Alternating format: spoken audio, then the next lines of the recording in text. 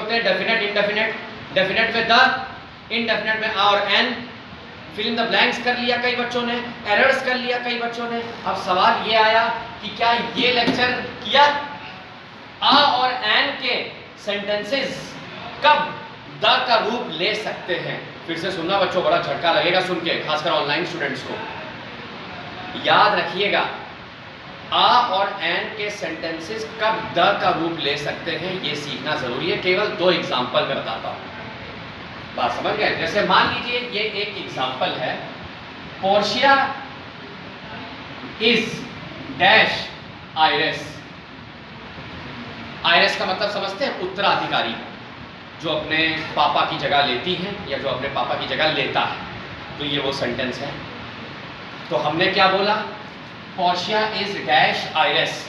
Iris का sound आ रहा है, वॉवेल का साउंड आ रहा है, हमने सीधा सीधा एन लगा दिया। ठीक है, ये तो आप लोग सीख भी चुके हैं, बता भी चुका हूं।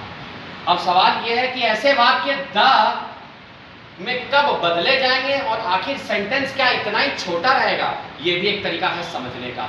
द यूज करके याद रखना, सेंटेंस इतने छोटे नहीं रह जाते। तो हम लोग आ और एंड के साथ बहुत छोटे सेंटेंस यूज कर लेते हैं। Hello sir, I am an engineer, खत्म। Hello sir, I am studying in a university, खत्म। मैं एक यूनिवर्सिटी में पढ़ रहा हूँ, मैं एक इंजीनियर हूँ। लेकिन जैसे ही आप द लगाएंगे तो आप लोगों को डेफिनेट करना पड़ेगा। कैसे? Sir, I am studying in the university of Lucknow. लंबा हो गया, मेरी बात समझ गए? तो सेंटेंसेस द में लंबे होते हैं, जैसे कि अब मैं करने जा रहा हूं। मान लीजिए ये वाक्य लिखा है पोर्शिया इज एन आयरस।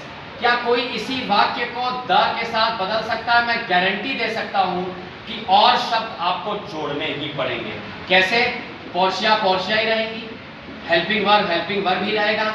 लेकिन शायद अगर आपने लिखा द आयरस, हमें द लाना है, तो सॉरी मेरे बच्चों, इसको लिख के आप छोड़ नहीं सकते, ये इनकम्प्लीट है। आगे क्या लिखें? ऑफ। कहीं की भी, मान लो इटली।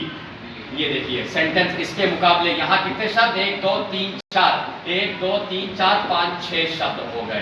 तो द लगाने से सेंटेंस बड़ा हो जाता है और ये डेफिनेट हो गया। इसके बाद आपसे कोई सवाल नहीं पूछेगा। पोर्शिया एक आयरस है, 100% आप पलट के पूछोगे कहां की? तो कहां की? इटली की। तो इटली की जगह पता चल गया? तो कहां आया? The. Thank you so much.